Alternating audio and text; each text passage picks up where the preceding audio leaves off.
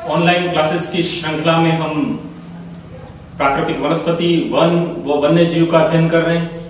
कल हमने प्राकृतिक वनस्पति को समाप्त किया और उसके साथ में वन रिपोर्ट 2019 जो 16वीं वनगणना थी, जिसके बारे में हमने कल अध्ययन किया था, जो सबसे इंपॉर्टेंट रहेगी आगामी परीक्षाओं के लिए। हमने उसके सारे आंकड़े देखे, वनों की वृद्धि से लेकर किन जिलों में वृद्धि हुई है, किन जिलों में वन सर्वाधिक पाए जाते हैं, प्रतिशत की दृष्टि से क्या है, 2015 से 17 में क्या अंतर था, 17 से 19 में क्या अंतर रहा।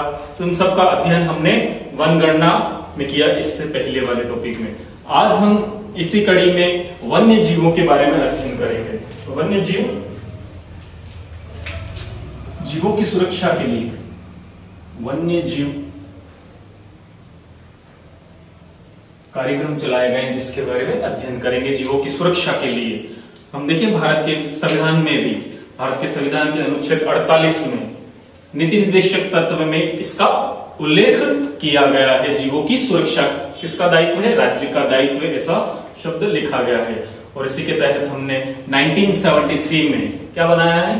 भारत वन अधिनियम, वन्य जीव सुरक्षा अधिनियम बनाया है। तो हम इन सब की चर्चा करेंगे। सबसे पहले देखते हैं जीवों की सुरक्षा से संबंधित हमें क्या क्या चीजों का अध्ययन करना है। जी, हमसे जो प्रश्न पूछे जाते हैं एग्जाम में, हम राजस्थान का जो ज्योग्राफी है उसमें जो जीवों की सुरक्षा से संबंधित जो प्रश्न पूछे जाते हैं उसकी चर्चा करते हैं। सबसे पहले तो हमें सीधा सा पूछे जाता है हमारे राष्ट्रीय अभयारण्यों के बारे में। तो हम चर्चा करेंगे राष्ट्रीय उद्यानों के बारे में, उसके बाद में हम चर्चा करेंगे वन्य जीव अभयारण्य के बारे में, उसके बाद हम चर्चा करेंगे जो हमारे जंतु वाले हैं, आखेट निषेध क्षेत्र है उनकी, या फिर हमसे किसी जीव विशेष के बारे में पूछ ले कि कुर्जा पक्षी का संबंध कहां से, गोडावन पक्षी का संबंध कहां से है, या फिर हमारे राजकीय पक्षी या राजकीय पशु के बारे में हमसे पूछा जाए, बाघ परियोजना से संबंधित प्रश्न पूछा जाए, या एक अभी लेटेस्ट जो ट्रेंड चल रहा है वो है अभी नया जो शुभंकर, जो प्रत्येक हमारे राजस्थान सरकार द्वारा प्रत्येक जिले का शुभंकर घोषित किया गया है। तो शुभंकर और एक तरफ जिलों का जो आ रहा है, इस तरीके के प्रश्न पूछे जाते हैं।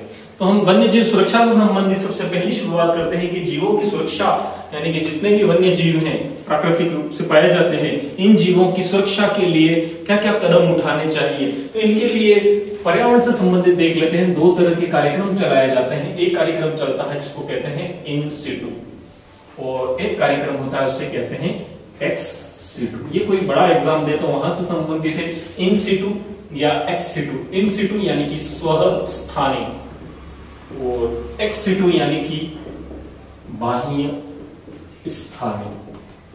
ये दोनों क्या है? जीवों की सुरक्षा के लिए कार्यक्रम चलाए जाते हैं। ऐसा कार्यक्रम जहां जीव को, जितने भी वन्य जीव हैं, इनको प्राकृतिक रूप से अपने ही स्थान पर क्या करें? वृद्धि करें। इनमें मानवीय हस्तक्षेप बिल्कुल नहीं होता, सिर्फ मानव क्या करता है? सुरक्षा प्रदान करता है।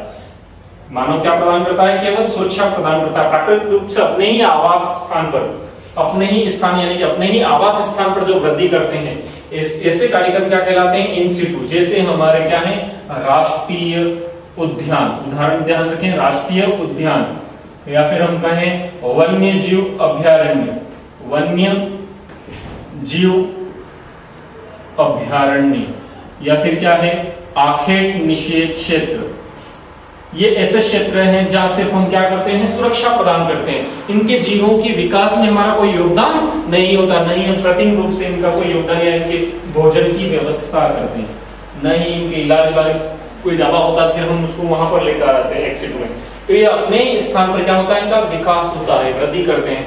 ऐसे को क्या कहते हैं? ऐसे कार्यक्रम को इन सिटू कहते हैं। इन सिटू में कौन कौन आते हैं? राष्ट्रीय उद्यान, वन्य जीव अभयारण्य, आखेट निषेध क्षेत्र। जबकि बाह्य स्थान क्या है? ऐसा स्थान जहां जो विलुप्त होने वाली जातियां हैं या संकटाग्रस्त जातियां हैं, विलुप्त होने वाली या कौन सी जातियां? संकटाग्रस्त जातियां। जितने भी जीव जंतु हैं या वनस्पति है जो विलुप्त होने वाली है, संकटाग्रस्त जातियां हैं, संकट में कोई नुकसान हुआ है, तो इसको एक निश्चित स्थान पर ले जाया जाता है और मानव की देख रेख में क्या करता है? विकास करता है या वृद्धि करते हैं, मानव की देखरेख में विकास या वृद्धि करते हैं, उसे क्या कहते हैं? ऐसे कार्यक्रम को बाह्य स्थानीय, जैसे जैविक उद्यान, नर्सरी, जैविक उद्यान, नर्सरी, सर्प उद्यान, कृत्रिम प्रजनन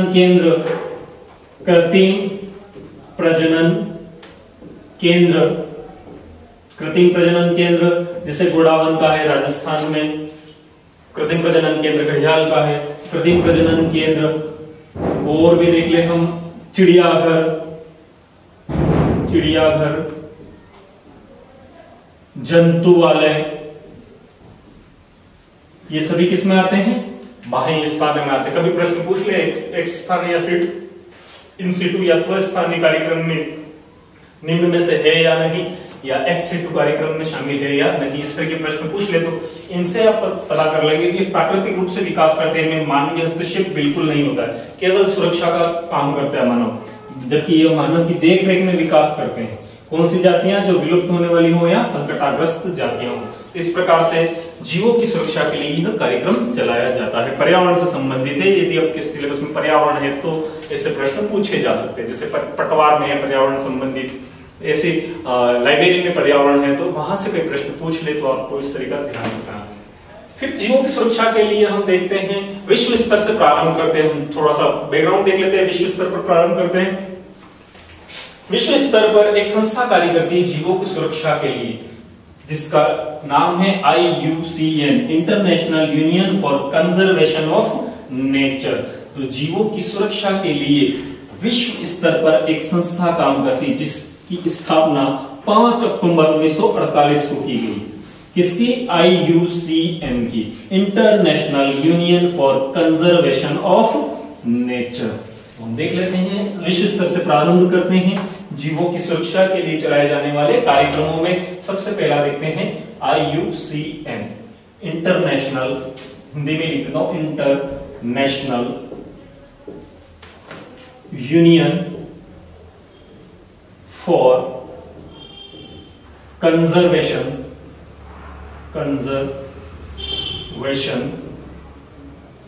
ऑफ नेचर। इसकी स्थापना की गई, IUCN की स्थापना की गई 4 अक्टूबर 1948। इसका मुख्यालय मोरगस स्विट्जरलैंड। इसका मुख्यालय कहां पर है? मोरगस स्विट्जरलैंड में। यह विश्व की सबसे बड़ी संस्था है, किसको लेकर? जीवों की सुरक्षा से संबंधित यह सबसे बड़ी संस्था है, जिसकी स्थापना 5 अक्टूबर 1948 को की गई। इसका मुख्यालय कहां पर है? मोरगस स्विट्जरलैंड में है। तो हमसे यहां से प्रश्न पूछा जाए तो हमें ध्यान रखना है किसके बारे में? IUCN। तो क्या है यह पर्यावरण वगैरह है उनमें पूछा जा सकता है। तो यह क्या है? एक विश्व स्तर पर सबसे बड़ी संस्था है। इसी संस्था ने, IUCN ने ही 12 जून 2014 को रेड डेटा बुक, ये बहुत सारे किताबों, बहुत सारे एग्जाम्स में पूछा गया है रेड डेटा बुक के बारे में। रेड डेटा बुक का निर्धारण किया है। इसमें क्या होता है? विलुप्त होने वाली, विलुप्त या संकटाग्रस्त जातियों का उल्लेख, यानी जीव जंतु और वनस्पति का क्या होता है? उल्लेख होता है। तो रेड डेटा बुक का निर्धारण कौन करता है? IUCN करती है। कब से प्रारंभ किया है? ऐसा भी प्रश्न आ जाए, 12 जून 2014 से। रेड डेटा बुक में 2 तरह के पेज होते हैं। 2 तरह के पेज होते हैं। एक पेज होता है पिंक पेज और एक होता है ग्रीन पेज। पिंक पेज पर संकटाग्रस्त या विलुप्त जातियों का उल्लेख होता है। ग्रीन पेज पर जो संकटाग्रस्त जातियां थी, जो पहले संकटाग्रस्त थी लेकिन अब वापस से उसकी वृद्धि हो रही, तो उनका उल्लेख कहां होता है? ग्रीन पेज में। जैसे बाघ पहले क्या हो रहे थे? लुप्त हो रहे थे, अब क्या हो रहे हैं? वापस से बढ़ रहे हैं, तो उनका उल्लेख वापस किस पे हो गया? ग्रीन पेज पे। तो इतना डीप तो पूछा नहीं जाता, लेकिन फिर भी RS प्री वगैरह देती है, ध्यान रखना है। पिंक पेज और ग्रीन पेज होते हैं। पिंक पेज पर किसका उल्लेख होता है? संकटाग्रस्त जातियों का उल्लेख होता है, और जो वापस से पुनः वृद्धि करते हैं इनका उल्लेख किस पर होता है? ग्रीन पेज पर होता है। तो इस प्रकार एक बड़ी संस्था हमने पढ़ी IUCN, union international union for conservation of nature. स्थापना 4 अक्टूबर 1948 को, मुख्यालय मार्गस स्विट्जरलैंड में, और इसी ने 12 जून 2014 को क्या किया है? रेड डेटा बुक का निर्धारण किया। और इसमें किसका निर्धारण होता है? विलुप्त या संकटाग्रस्त जातियों का उल्लेख होता है, जिसमें 2 पेज होते हैं, पिंक पेज और ग्रीन पेज। स्क्रीनशॉट लेना चाहे तो आप ले लें।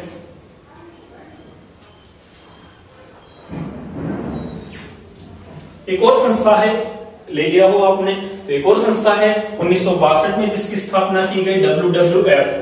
यहीं पर लिख लेता हूं, इसके साथ में वही जोड़ दें, WWF world wild fund.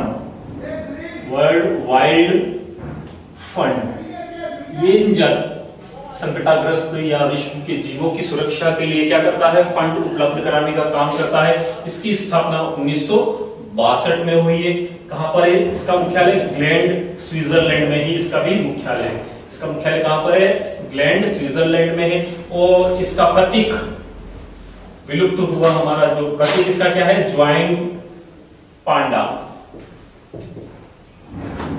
Joint पांडा क्या है? इसका प्रतीक है। तो इससे संबंधित भी हमसे प्रश्न पूछा जाए। WWF क्या है? World wild fund. ठीक है, यह संकटाग्रस्त जातियों के लिए क्या उपलब्ध कराता है? या जीवों की सुरक्षा के लिए फंड उपलब्ध करवाता है। और ज्वाइंट पांडा क्या है? इसका प्रतीक है। इसके बारे में भी प्रश्न पूछा गया है।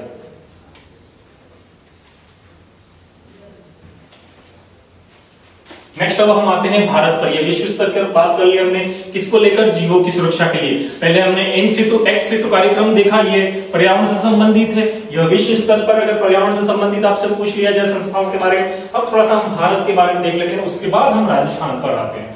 तो भारत के बारे में देखें हम, तो भारत के जो हमारा संविधान है, संविधान के भाग 4 में, भाग 4 के अनुच्छेद 48 क में, यानी कि नीति निदेशक तत्वों में किसका उल्लेख किया गया है? वन्य जीवों की सुरक्षा राज्य का क्या है? एक कर्तव्य है। तो इसका उल्लेख कहां पर किया गया है? नीति निदेशक तत्वों में किया गया है। तो आपसे पूछ लिया जाए तो हम अब आते हैं भारत से संबंधित संविधान। संविधान के भाग 4 में 4 के अनुच्छेद 48 क में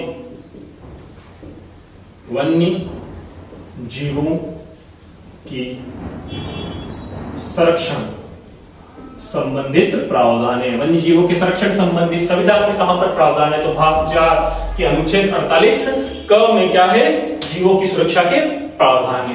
नेक्स्ट देखें, 42वां संविधान संशोधन हुआ। 42वां संविधान संशोधन कब हुआ है? 1976 में हुआ। हमने उसमें भी पढ़ा था, 1 वाले में भी। तो उसको भी राज्य सूची से किसमें शामिल कर लिया है? वन्य जीवों को किसमें शामिल कर लिया है? समवर्ती सूची में। तो राज्य सूची से समवर्ती सूची में शामिल किया गया। वन्य जीवों की सुरक्षा किसमें शामिल हो गया है? समवर्ती सूची में शामिल किया गया है। यही वही वन्य जीव वन व वन्य जीव किसमें शामिल हो गया है? राज्य सूची से समवर्ती सूची में शामिल किया गया। कब किया गया? 1976 में। कौन से संविधान संशोधन में? 42वें संविधान संशोधन में 96 में इसमें क्या कर दिया गया है? समवर्ती सूची में शामिल कर लिया गया। फिर और देखिए हम थोड़ा सा भारत सरकार द्वारा, ये लिख लेता हूं, भारत सरकार द्वारा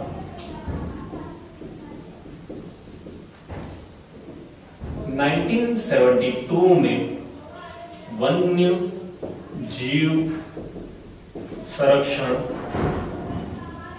अधिनियम पारित किया गया। तो आपसे पूछ लिया जाए भारत सरकार द्वारा वन्य जीव संरक्षण अधिनियम, तो वन्य जीव अधिनियम कौन सा है हमारा? 1972। एग्जैक्ट डेट भी पूछ ले वन संरक्षण अधिनियम की, तो 9 सितंबर 1973 को 9 सितंबर 1973 से क्या है? ये लागू हो गया। 9 सितंबर 1973 से क्या हो गया? ये लागू हो गया। क्या? वन्य जीव संरक्षण अधिनियम। नेक्स्ट बात करें हम, अब देखते हैं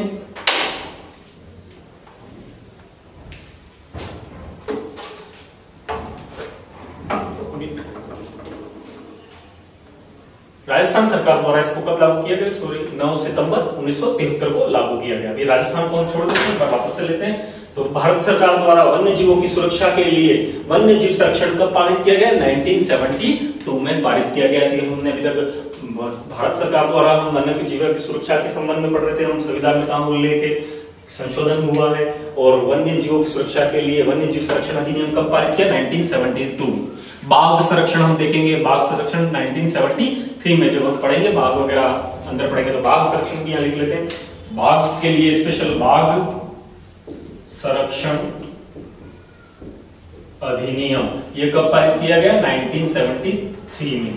तो ये हमारे पास भारत से संबंधित है। अब हम राजस्थान से संबंधित देख लेते हैं जीवों की सुरक्षा के लिए उठाए गए कदम के बारे में, और फिर हम हमारे मेन टॉपिक की चर्चा करेंगे।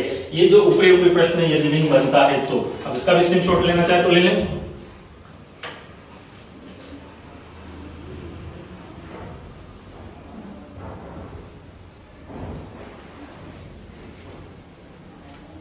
देखें, जो ये हमारा वन संरक्षण अधिनियम आया था 1973 में, इसमें 3 चीजें शामिल की गई थी। तो राष्ट्रीय उद्यान शामिल किए गए थे, राष्ट्रीय उद्यान शामिल किए गए थे इस वन जीव सुरक्षा में। दूसरा इन्होंने इसमें शामिल किया गया था इसमें वन्य जीव अभ्यारण्य, वन्य जीव अभ्यारण्य। और तीसरा इसमें शामिल किया गया था आखेट निषेध क्षेत्र। जंतुआलय वगैरह इसमें शामिल नहीं थे, आखेट निषेध क्षेत्र।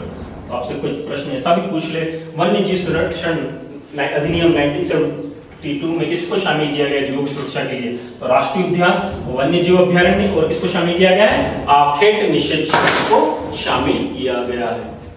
तो हम अब चलते हैं राजस्थान पर।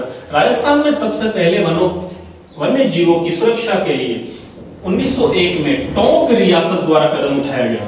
तो ध्यान रखना है, जबकि हमने इससे पहले वनस्पति के बारे में पढ़ा था, तो वहां पर हमने पढ़ा था सबसे पहला कदम जोधपुर रियासत द्वारा, और दूसरा कदम कानून बनाकर अलवर रियासत द्वारा। किसके बारे में? वनस्पति के बारे में। जबकि वनों के बारे में, जबकि वन्य जीव के बारे में पढ़ रहे हैं, तो वन्य जीव की सुरक्षा के लिए सबसे पहले रियासत काल में वन्य जीव सुरक्षा के लिए कदम 1901 में टोंक रियासत द्वारा, किसके द्वारा उठाया गया? टोंक रियासत द्वारा उठाया गया। आपसे पूछ ले, वनों की सुरक्षा के लिए किस रियासत द्वारा कदम उठाया गया? तो किस रियासत द्वारा उठाया गया? टोंक रियासत द्वारा उठाया गया। और आगे देखें, जैसे ही आजादी के बाद में राजस्थान सरकार द्वारा 1951 में पशु पक्षी संरक्षण अधिनियम लाया गया। पशु पक्षी संरक्षण अधिनियम कब लाया गया? 1951 में। पहला हमारा टोंक से संबंध है। आजादी के बाद में 51 में हम क्या लाए हैं? पशु पक्षी संरक्षण अधिनियम लाए हैं। और 1955 में हमने क्या किया? 1955 में हमने 6 वन्य जीव अभ्यारण्य स्थापित किए। 1955 में हमने देखो सरिस्का, ये ऐसा प्रश्न कभी आया नहीं लेकिन पूछ ले, इसे भी ध्यान रखना है। सरिस्का आपको, रणथंभौर, सरिस्का, रणथंभौर, दर्रा, सरिस्का, रणथंभौर, दर्रा। नेक्स्ट है हमारे पास वन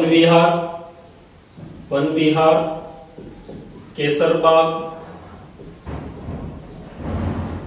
सरिस्का, रणथंभौर, दर्रा, वन विहार, केसरबाग। एक और मिस हो रहा है। सरिस्का कहां पर है? अलवर में। अलवर में। रणथंभौर कहां पर है? सवाई माधोपुर में। दर्रा कहां पर है? कोटा में, जो मुकुंदरा हिल्स के नाम से जाना जाता है। ये कहां पर है? कोटा में। और ये दोनों कहां पर हैं? धौलपुर में। और एक और है जयसमन उदयपुर, जयसमन उदयपुर। देखिए इनको एक साथ भी याद रख लें हम, थोड़ा सा ये कहीं ना कहीं आपको काम आएगा। इन सब की स्थापना कब की गई? 1955 में। ये क्या बने थे? वन्य जीव अभयारण्य के रूप में स्थापित किए गए। सरिस्का वन्य जीव अभयारण्य के रूप में कब स्थापित हुआ? 1955 में। रणथंभौर वन्य जीव अभयारण्य के रूप में कब स्थापित? 1955 में। बात की डेट अलग है, उसकी 11 नवंबर 1980 को इसको दर्जा दिया जाता, वो चीजें अलग है। और ये वन्य जीव अभयारण्य के रूप में कब स्थापित हुआ? 1955 में। एक कौन था? दर्रा। एक कौन था? वन विहार और केसर बाग, दोनों कहां पर है? धौलपुर में। इन सब की स्थापना, और जयसमन ये कहा? उदयपुर में। इन छह की स्थापना कब की जाती है? 1955 में की जाती है, वन्य जीवों की सुरक्षा के लिए। तो 1951 में पशु पक्षी संरक्षण अधिनियम बनाया जाता है और 1955 में क्या स्थापित किए जाते हैं? वन्य जीव अभयारण्य के रूप में इन 6 को मान्यता मिलती है राज्य सरकार के द्वारा। राज्य में इसके बाद में क्या आता है? हम पढ़ेंगे जब 1 अप्रैल 1973 को क्या आती है? बाघ परियोजना आती है और राज्य में भी बाघ परियोजना शुरू होती है, जो हम पढ़ेंगे एक के बारे में। तो रणथंभौर को जब शुरुआत करेंगे तो इसके बारे में हम अध्ययन करेंगे। तो अब देखते हैं हमारे राज्य में स्थित अभयारण्यों और राष्ट्रीय उद्यानों की चर्चा करते हैं हम, जहां से प्रश्न पूछे जाए। अब इनका अगर स्क्रीनशॉट लेना चाहे तो ले लें। इसके बाद हम राजस्थान में क्या क्या चीजें हम इनकी चर्चा करेंगे।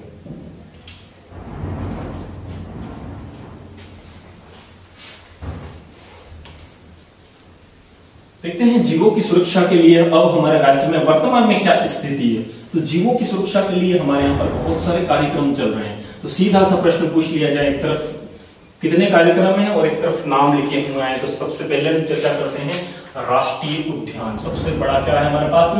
राष्ट्रीय उद्यान है। राष्ट्रीय उद्यान हमारे पास अभी तक 3 है, प्लस 2 को और मान्यता मिल गई है, तो कितने हो गए? 5 है। आपके पास या तो ऑप्शन में 5 आएगा या ऑप्शन में क्या आएगा? 3 आएगा। अभी हाल ही में 2019-20 की जो वन विभाग ने रिपोर्ट प्रस्तुत की, उसमें अभी भी 3 लिखे हुए हैं, जबकि भारतीय वन सर्वेक्षण वाले में कितने बता रखे हैं? 5 बता रखे हैं। तो आपसे जैसा पूछा गया वैसे जवाब देना, हम वैसे ही पढ़ते जाएंगे तो आपको पता चल जाएगा। राष्ट्रीय उद्यानों की चर्चा करेंगे तो राष्ट्रीय उद्यान कितने? या तो 3 या 5, दोनों में से एक ऑप्शन आएगा। राष्ट्रीय उद्यान के बाद देखें वन्य जीव अभयारण्य। वन्य जीव अभयारण्य, और वन्य जीव अभयारण्य वर्तमान में राजस्थान में कितने हैं? 25 हैं। कितने होंगे? 25 होंगे। जबकि उसमें कितने दे रखे हैं? वन रिपोर्ट 2019-20 वाली में कितने दे रखे हैं? 27 दे रखे हैं, और यहाँ पर कितने दे रखे हैं? 3 दे रखे हैं। तो वन्य जीव अभयारण्य कितने हैं? वो बच्चे हमारे पास 25 क्या है? वन्य जीव अभयारण्य। इन सब की चर्चा करेंगे हम। आखेट निषेध क्षेत्र, सीधा प्रश्न आ जाए वहां पर, ये काम का है। आखेट निषेध क्षेत्र ये कितने हैं? राजस्थान में 33। आखेट निषेध क्षेत्र के बाद में देखिए मृगवन। मृगवन कितने हैं? मृगवन क्षेत्र 7 हमारे पास क्या है? मृगवन है। जंतुआलय, जंतुआलय ये कितने हैं? हमारे पास 5 हैं। सर्प उद्यान, सबसे बड़ा अभी एक ही सर्प उद्यान है, वो है एक कोटा में, तो सर्प उद्यान की चर्चा होगी। जैविक उद्यान अभी हमारे पास 3 हैं और 2 और चल रहे हैं, तो उनकी भी चर्चा करेंगे। 2 की भी हम चर्चा करेंगे, अभेड़ा कोटा की और उसकी। जैविक उद्यान अभी हमारे पास कितने हैं? 3। तो जैविक उद्यान कितने हैं? 3। नेक्स्ट है हमारे पास रामसर क्षेत्र, इसकी भी चर्चा करेंगे। ये भी प्रश्न पूछा जाता है। रामसर क्षेत्र या इसको कहते हैं आर्द्र भूमि, या इसी को कहते हैं नम भूमि। एक ही चीज है सब, नम भूमि, या इसी को कहते हैं वेटलैंड एरिया। ये एक ही है सब। ये कितने हैं हमारे पास? 2। तो इस प्रकार हम सबकी चर्चा करेंगे। राष्ट्रीय उद्यानों की चर्चा करेंगे, वन्य जीव अभयारण्य की चर्चा करेंगे, आखेट निषेध क्षेत्रों में मुख्य रूप से जो काम की चीजें उनके बारे में अध्ययन करेंगे। 7 मृगवन के बारे में पूछा जाता है, कोई ना कहीं इसका भी मिलान करो में आ जाता है, तो उसके बारे में चर्चा करेंगे। 5 जंतुओं की चर्चा करेंगे। एक सर्प उद्यान है, 3 हमारे पास जैविक उद्यान है, और 2 हमारे पास क्या है? रामसर क्षेत्र या नम भूमि क्षेत्र है। इनमें से एक तो प्रश्न ऐसा आ जाता है, एक तरफ जैसे राष्ट्रीय उद्यान की इनकी तो विशेषताएं पूरी याद रखनी, इनके बारे में अंदर से डीप प्रश्न आ जाता है। यहाँ पर क्या आते हैं? एक तरफ वन्य जीव अभयारण्य और एक तरफ क्या पूछा जाता है? झीलें। संगत, असंगत या सुमेलित कीजिए, कैसा आता है? एक तरफ वन्य जीव अभयारण्य के नाम आएंगे और एक तरफ क्या आएंगे? झीलें। और क्या पूछा जाएगा? संगत, असंगत है, कौन सा संगत है या असंगत, ऐसा प्रश्न, या फिर सुमेलित कीजिए। इसमें थोड़ी बहुत कोई विशेषता हो। सबसे बड़ा आखेट निषेध क्षेत्र, सर्वाधिक आखेट निषेध क्षेत्र कहां पर? सबसे छोटा आखेट निषेध क्षेत्र कहां पर? मृगवन से भी पूछा जाएगा, सबसे प्राचीनतम मृगवन कौन सा? जैसे चित्तौड़गढ़ का है। पूछ ले पंचकुंड मृगवन क्षेत्र कहां पर है? माचिया सफारी कहां पर है? अशोक विहार कहाँ पर है, संजय उद्यान कहाँ पर है, इस प्रकार के प्रश्न पूछ लिए जाए। जंतुआलय के बारे में भी पूछा जा सकता है, क्योंकि इन जंतुआलय के साथ साथ में हमारे यहाँ पर जयपुर जंतुआलय में कृत्रिम घड़ियाल प्रजनन केंद्र है, तो और जोधपुर जंतुआलय में क्या है, कृत्रिम गोडावण का कृत्रिम प्रजनन केंद्र है, इसलिए इनके बारे में पूछा जा सकता है। कौन सा डेजर्ट जू के रूप में प्रस्तावित है, बीकानेर का डेजर्ट जू में प्रस्तावित, ऐसे प्रश्न पूछे जा सकते हैं। सर्प उद्यान ठीक है, कोटा का उत्तर भारत का सबसे बड़ा सर्प उद्यान कोटा में स्थित है। जैविक उद्यान, इनके बारे में पूछा जा सकता है, पहला कौन सा है, तो सज्जनगढ़ पूछा जाए, नाहरगढ़ के बारे में पूछा जाए, आपसे पूछा जाए माचिया सफारी के बारे में पूछा जाए, जिनकी विशेषता हम देखेंगे। नेक्स्ट है रामसर या नमभूमि, एक ईरान का रामसर क्षेत्र है, जहां पर 1971 में क्या हुआ था, समझौता हुआ था, तो इसके बारे में अध्ययन करेंगे। हमारे पास सांभर और केवलादेव पक्षी विहार क्या है, वेटलैंड एरिया में है। तो इस प्रकार हम एक एक की सबकी चर्चा करेंगे। सबसे पहले हम सबसे जो इम्पोर्टेंट टॉपिक रहता है, जहां अंदर से प्रश्न पूछे जाते हैं, वो किसकी चर्चा की जाती है, राष्ट्रीय उद्यानों के बारे में पूछा जाता है। इनकी एक्चुअल डेट पूछ ली जाती है, राष्ट्रीय अभ्यारण्य की क्या पूछ ली जाती है हमसे, डेट पूछ ली जाती है कि यह अभ्यारण्य की स्थापना कब हुई थी, वन्य जीव अभ्यारण्य के रूप में कब हुई थी, राष्ट्रीय उद्यान का दर्जा कब मिला, कितने वर्ग किलोमीटर में फैला हुआ, ये भी प्रश्न पूछे जा सकते हैं। तो इनकी हम एक एक की चर्चा करेंगे, एक एक राष्ट्रीय उद्यान की चर्चा करेंगे, हम वन्य जीवों की चर्चा करेंगे। तो सबसे पहले हम जो टॉपिक लेंगे वो कौन सा लेंगे, राष्ट्रीय उद्यान। तो हमारे पास 3 राष्ट्रीय उद्यान है, एक है रणथंभौर, सबसे पहला देख लेंगे रणथंभौर, इसके बाद में हम देखेंगे केवलादेव पक्षी विहार, रणथंभौर सवाई माधोपुर में, केवलादेव पक्षी विहार भरतपुर में, और उसके बाद में मुकुंदरा हिल्स जो कहां पर है, कोटा झालावाड़ के बीच में स्थित है। इन तीनों की हम चर्चा करेंगे। साथ में इन 2 नए जो जुड़ गए हैं उनके बारे में देखेंगे। राष्ट्रीय मरु उद्यान, जिसका नाम राष्ट्रीय मरु उद्यान था, जो अब तक राष्ट्रीय नहीं था, लेकिन अब उसे क्या का दर्जा मिल रहा है, राष्ट्रीय उद्यान का दर्जा मिल रहा है, जो अब क्षेत्रफल की दृष्टि से सबसे बड़ा क्या होगा, अभ्यारण्य होगा। राज्य का सबसे बड़ा क्या होगा, राष्ट्रीय अभ्यारण्य, क्षेत्रफल की दृष्टि से, जो जैसलमेर और जिलों के बीच में फैला हुआ है। नेक्स्ट चर्चा करेंगे सरिस्का। तो नेक्स्ट हमारे पास 5वां कौन हो जाएगा, सरिस्का अलवर में, जो अब तक वन्य जीव अभ्यारण्य के रूप में था, जहां पर 78 में बाघ परियोजना संचालित की गई, और वर्तमान में इसे काय का दर्जा दिया गया है, राष्ट्रीय उद्यान का दर्जा दिया गया है। अभी तक इसे राष्ट्रीय उद्यान का दर्जा नहीं प्राप्त था, लेकिन राष्ट्रीय उद्यान का स्तर का दर्जा मिला हुआ था, यानी कि इस तरीके का है, माना जाता था कि राष्ट्रीय उद्यान के बराबर क्या रखता है, दर्जा रखता है। यहीं पर हम देख लेंगे, इनके साथ में हमारे पास 3 बाघ परियोजना है।